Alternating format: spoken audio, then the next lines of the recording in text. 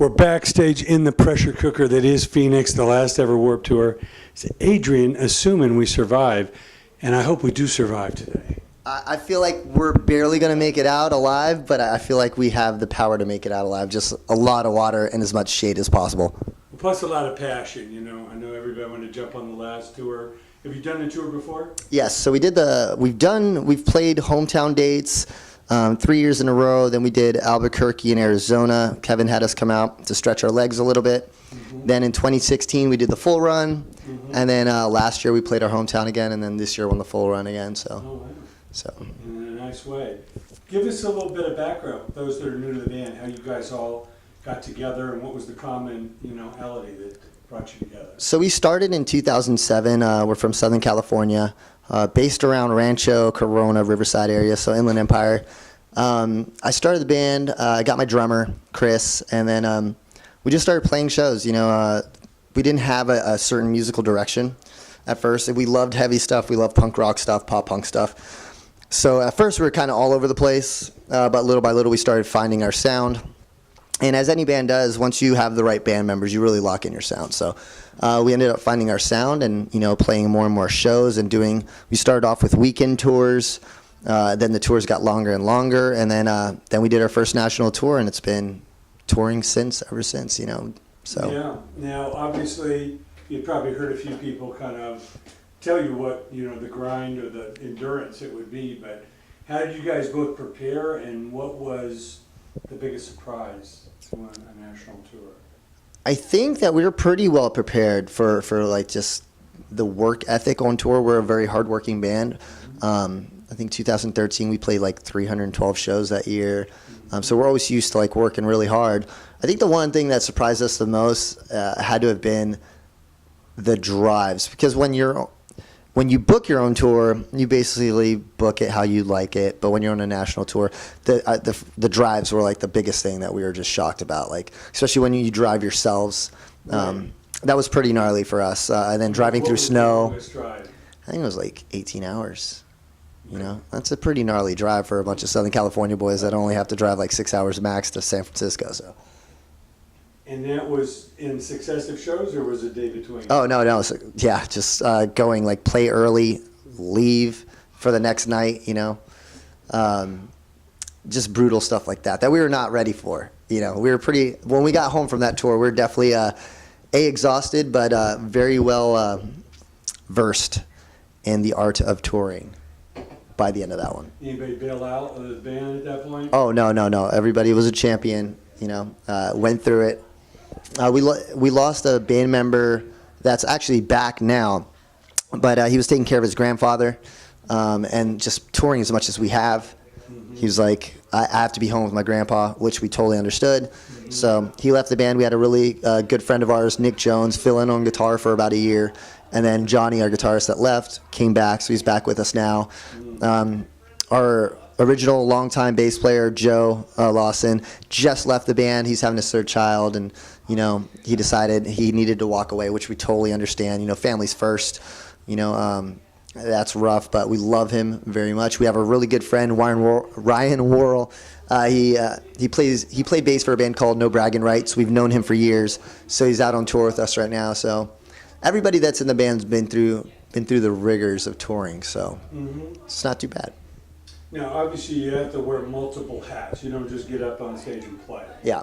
Does everybody in the band drive? You take shifts? Everyone drives, everyone navigates. My job in the mornings usually is to go set up the merch tent, and then we all collectively do merch. We all have our days for merch.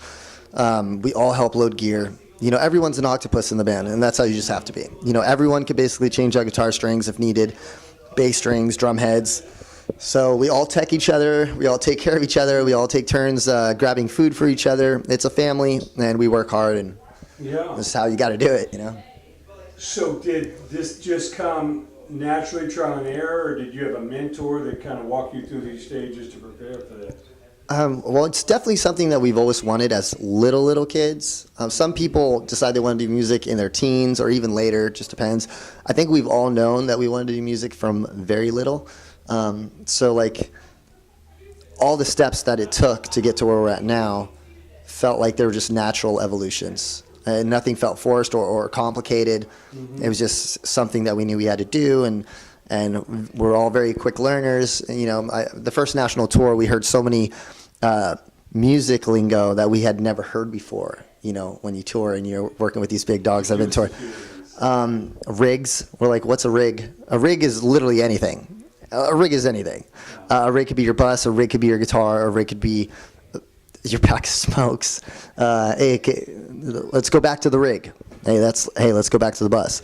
Hey, what time you rigging? What time you playing? You know, like that's one of them. Downstage, upstage, side stage, just little stuff that we just, you know, we were very green. The directions of the stage, just a lot of things. You know, a lot of things. The difference between a banner and a backdrop, scrims and a backdrop. You know. There's just so many things that we had no clue, you know. And yeah, you learn those things, you know. So I remember the first tour, I think the first 3 weeks were our first national tours with Falling in Reverse, Attila, and Metro Station. And yeah, we didn't know nothing. All we knew is that we needed to be on time on target, and we need to be on and off stage as fast as possible. That's what we went in knowing. And then there was just so much more that we learned, you know. We're like, dang, there's a whole world of stuff we had no clue.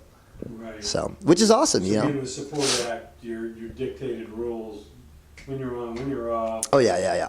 And that's, but I mean, I feel like, I feel like that's like, even when you're a local band, it's just common courtesy, you know. Show up early, get the job done. When you're on stage, yeah, and you get on and off stage. That way, you're not messing with anyone else's set times. And we've always been very coherent about that, and very mindful about like getting on and off stage. It's very important to us because we never wanted to be the band that like screws over any other band that gets to play less time because we were taking our time on stage or whatever it is. And we also never wanted to get cut off because that's embarrassing.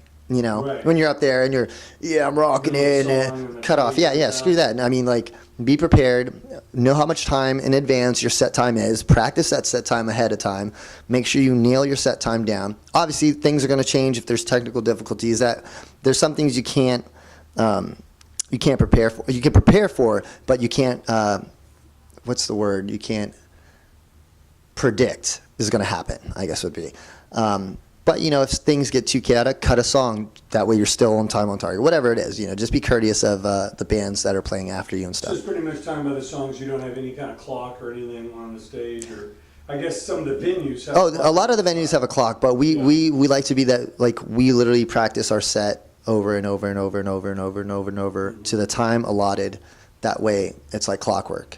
You know what I mean? And that way we go on, it's fluid for us, and we get off. But I mean, clocks do come in handy, especially festivals, because you know. A lot of people assume it's just a big raging party and all that, but from behind the scenes, it's like a military operation. Oh, 100%. You know, the venue wants everything on time. Sometimes they got union workers. Oh, yeah. I mean, the promoters checking like who's a pain in the ass and who's a pleasure to work with. Yeah, 100%. That's true. Kevin Lyman sees all. He's the all-seeing eye of Warped Tour. You know what I mean? And Throwing an attitude. You know, and the cool thing about Warped Tour, even for the newer bands that have never done it before, or have done it a couple times, it's a big family. You know, the first week of Warped Tour is literally like the first week of school or summer camp or whatever. You know, it's a little bit you're a little bit nervous at first. You're not sure. I mean, you might have a couple friends that you know. And then little by little, you start making friends, and then the circle gets bigger and bigger and bigger. I think by the third week of Warped Tour, everyone knows everyone, and it's like graduation. Yeah. It's a sad day, but it's a great day. Yeah, but you know that's the cool thing too. Like everybody that's on Warped Tour is working, and that's the cool thing when you're off of Warped Tour. I see most of the people that are on Warped Tour while I'm on tour. And they're on other tours, so they're working for venues across the country or whatever it is. So it's a big family, it's a big community, and. But yeah, you definitely want to be very courteous and respectful because it is a business, and you got to take it seriously, and you don't want to be a troublemaker, you know. So as far as the hierarchy goes, outside the band, is it the tour manager is the main person who's dealing with everybody? Usually your TM is gonna tour manager, Dealing with the TM. venue, dealing with the sound, dealing Yeah, he's running around production, making sure he knows set times, where's your merch going, all that stuff. Yeah, he's definitely a TM, has a lot of responsibility to make sure the band is represented accurately as well. Because if the TM doesn't do those things and the band shows up to the set time late because your TM messed up, I mean, it's literally like you said, it's a hierarchy, you know, and everything. There's a step to every day that you have to go by those steps and perform those steps perfectly. To be honest. And after that, is it the production manager, someone who's dealing with the sound, the equipment? It all varies because some bands don't have a Depends TM. on Yeah, sometimes you have a TM. Sometimes you have, bigger bands. I would say they have all the roadies that set their gear. Then you have your monitor guy, your front of house guy. So front of house is the guy that controls the speakers coming out at you. Monitors are on stage. Then you have your stage manager that manages the stage. Then you have your TM. So there's a lot of moving parts, and everyone has their job. And some people have multiple jobs. Some bands TM themselves, some bands, tech themselves. I think we only brought a merch guy out for this run. And so we TM ourselves, we tech ourselves. That role of the TM. Yeah, and that's another thing. So we all have roles within the band. Obviously as musicians we have roles, but the outside roles of, setting up merch, helping empty the trailer, unload the trailer, take extra merch from the trailer to the merch tent, grabbing lunch, grabbing breakfast, going to press, all these things. And on top of those roles, there's other roles we have like TM, like one person will be doing all those roles, whatever their jobs are within the band, but then they also have to TM. So that means they have to go to production in the morning, figure out what time we play, grab our water, beer, whatever the venue is going to give us that day. And so it's a lot of people do see being in a band as one big party, and they don't really understand how much work it goes into it. It's crazy an amount of work, and I think that's the thing. 30 minutes on stage, they have no idea what the other. Oh yeah, I mean there's a lot of work that goes on before you even go on stage, and then after you go on stage there's a lot of work. So it's definitely, you have to love this with all your heart.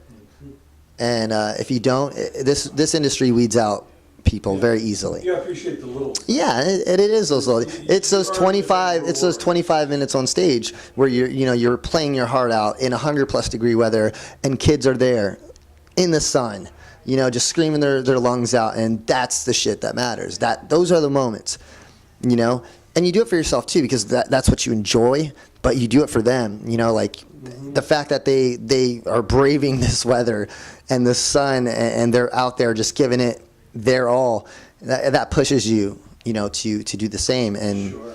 And all the other stuff in between that may not be so fun, that is part of the gig, it's part of the gig. And it's for those 25 minutes of awesome, fun that you have. And it makes it all worth it. Now, you guys in a bandwagon?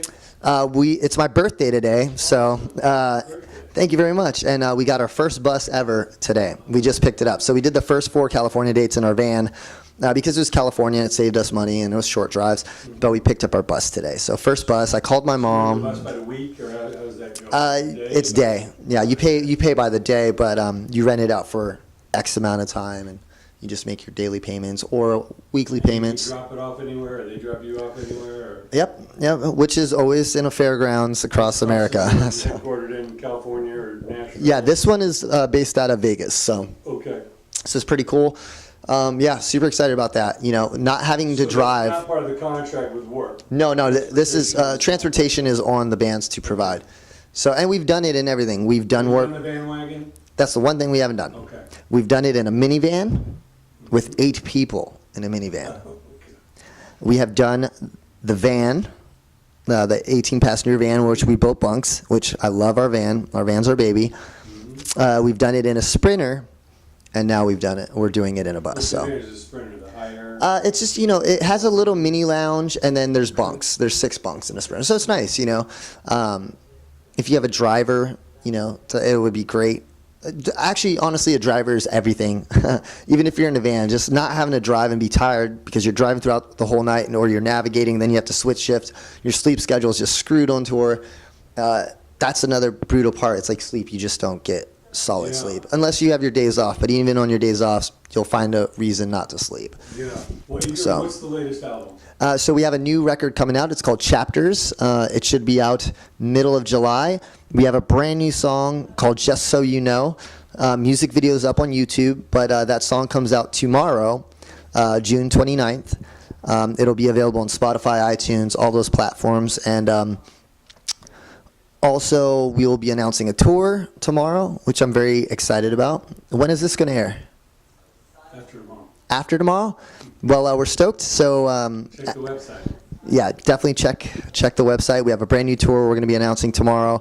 And if you want a free song from us, all you have to do is text AWS to 474747, and you'll get a free song. And who knows, I might text you and send you a selfie or something. You never know. Adrian, it's been very enlightening. Thank you. It's been a pleasure. Final run. Awesome.